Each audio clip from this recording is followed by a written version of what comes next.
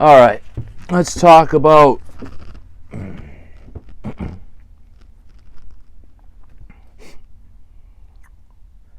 February 17th, 2022.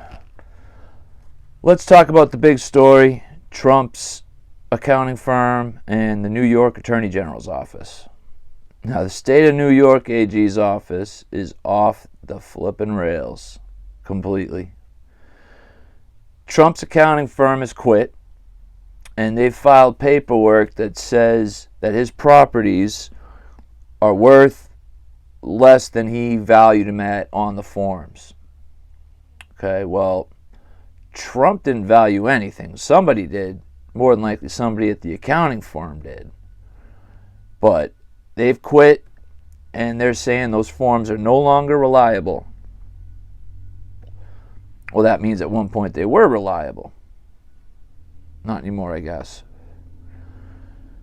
So the AG wants to depose him over this, depose Trump over this. His lawyers are saying no way. You're not deposing him. He's not an accountant. He's not a real estate executive.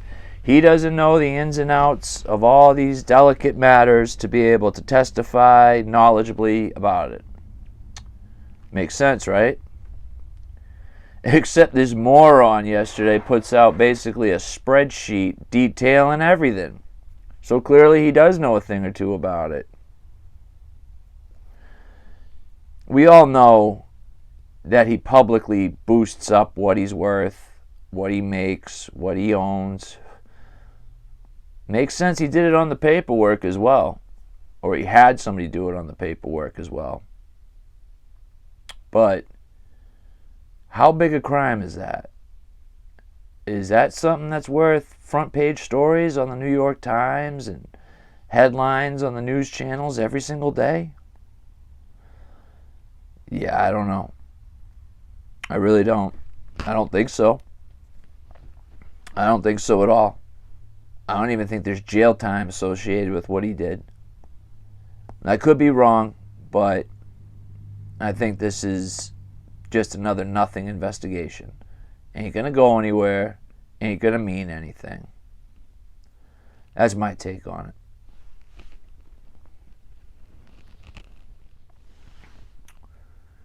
There's been some mighty strange happenings going on in the lgbt 123 community. Mighty strange. So the number of people identifying as non-heterosexual has doubled over the past decade. Just doubled. Now, how's that possible, you say? 1 in 5 of these Gen Z idiots is now identifying as bi. 1 in 5. Now, I don't know about you, but the numbers when I was growing up, they weren't 1 in 5. And as a matter of fact, I got them here. 10% of millennials identify as one of the acronym numbers or letters or whatever they are. 10% of millennials. 4.2 of Gen X. You got that? So it's 21% of these Gen Z pinheads, but only 4.2% of Gen X like myself.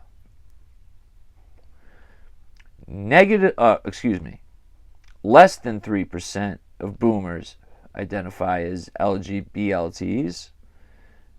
And this is a new word for me, traditionalists, which are 77 years and older, only 0.08%. So, we go from 0.08% way up to 21%. How does that work? How is that possible? Well, bis make up 4% of the total adult population. That's a pretty damn big number. My theory, my thinking is it's just the cool thing to do. These kids want attention. They want the spotlight. They go on the TikToks and the Facebooks and they say they're gay. Boom, instant attention. I really don't think there's anything more to it than that. I don't believe the numbers. I don't believe that 21% of Gen Z is gay in some form or another. That's just too big a frickin' number. There's no chance. 1 in 5. 1 in 5. No. Absolutely not. Not when you have 0.08 of traditionalists who, let's be honest, don't care. Call them whatever you want. They don't care. 0.08 of them.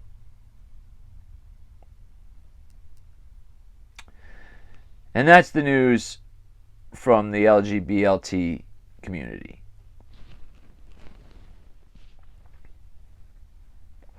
God, I hope that last story doesn't get me bounced.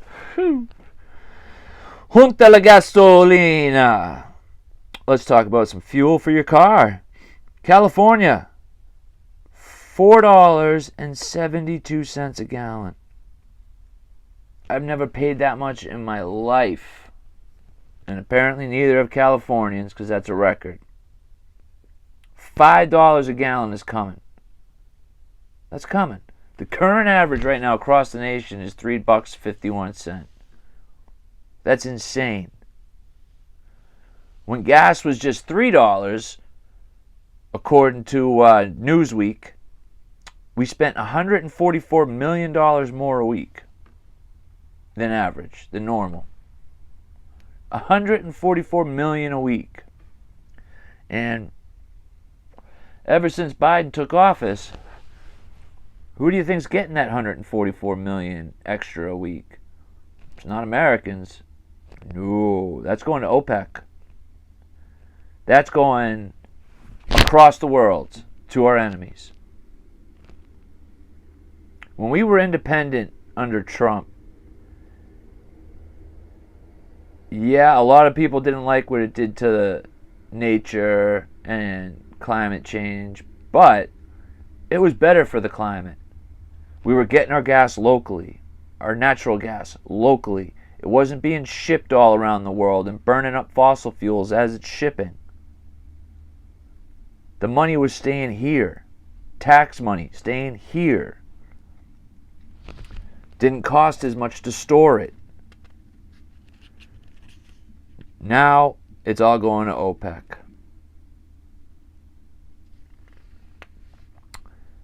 I gotta tell you, folks, renewables, they're just not ready. Not even close. The technology's not there. The prices aren't there. What we need is more clean nuke energy. I know that sounds terrible, that sounds wrong, but it's right. We need clean nuclear energy. We have ways to dispose of it. They're not popular ways, but we can dispose of it. Why we don't send it on one of Musk's rockets to the sun? I don't know. No idea. But, excuse me. Biden's got us chasing electric cars and trucks like crazy. And it's not just Biden. It's all of Congress. And we're not ready for it. How do you think we get the electricity to fuel those cars? We burn coal. Wind power, solar power, they're not ready to create enough energy for our demands. Not even close. And then take a look at Germany, right? They're almost completely off of fossil fuels and all renewables, yet they're buying 34% of their oil from Russia. Let's give Putin more money. Brilliant. They have to buy from 32 different companies. 32. You know what that does to costs? And they're shipping that oil from all over the world to Germany. Rail cars, ocean liners. Think that's good for the climate? Switching to renewables has to be the future. We have no choice in the matter. It has to be. But we're not ready. Soon, but not yet. They should probably take a big chunk of that Build Back Better money and devote it to renewables instead. Devote it to getting the technology ready for the market. Without subsidies, for the love of God. Without subsidies. We're $60 to $100 trillion in debt. Let's not add to that. No subsidies. Get renewables ready. Let's go. Otherwise, we're just going to end up like Germany, buying it from every which way we can. It angers people, I get it, but renewables aren't ready. We need to reenact the Trump era policies and be energy independent. That's just a fact of life.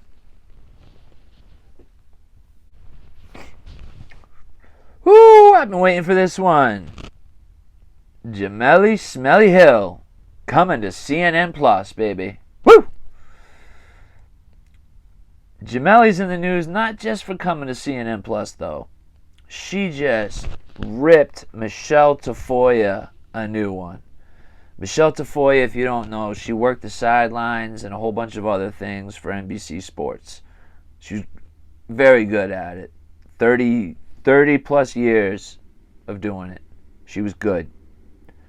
And then she went on The View. And she called out Kaepernick for comparing the NFL to slavery. Why that is a bad take and cancelable, I don't know.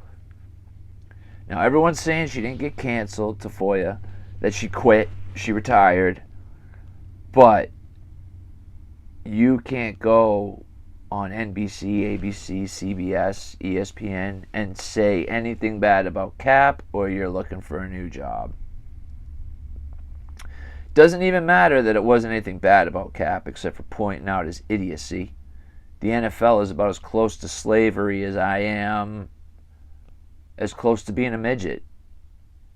I'm 6'5". I ain't that close.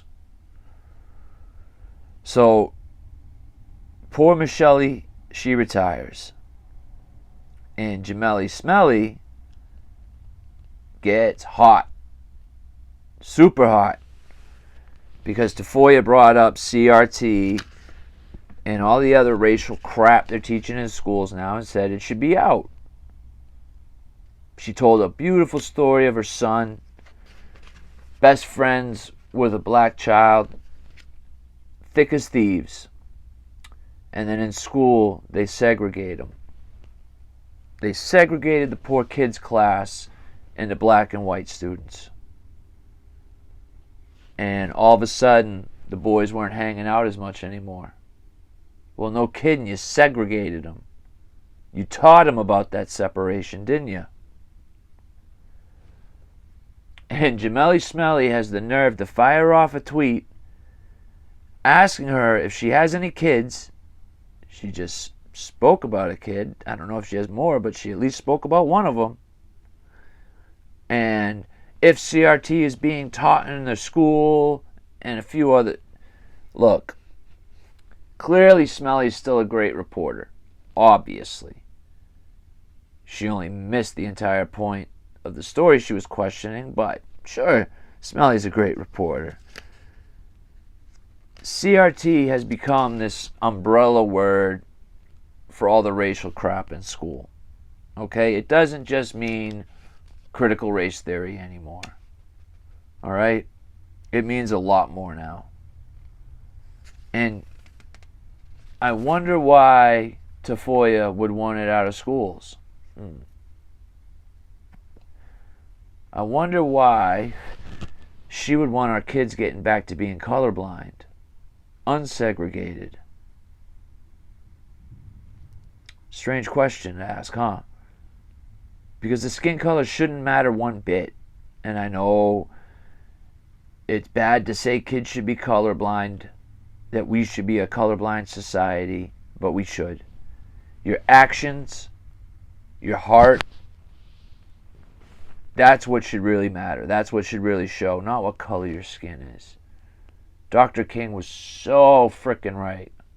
We need to get to that. We were just about there until the CRT and all this nonsense started. We were damn close. But then a whole bunch of people wanted to start pretending like it's 1954 again. Well, it ain't, folks. It ain't. You know who else was really right? And I might be paraphrasing it a little bit. Malcolm X. The most dangerous thing in America is a white liberal. Now, I would augment that a little bit because liberals have changed a lot since X's day.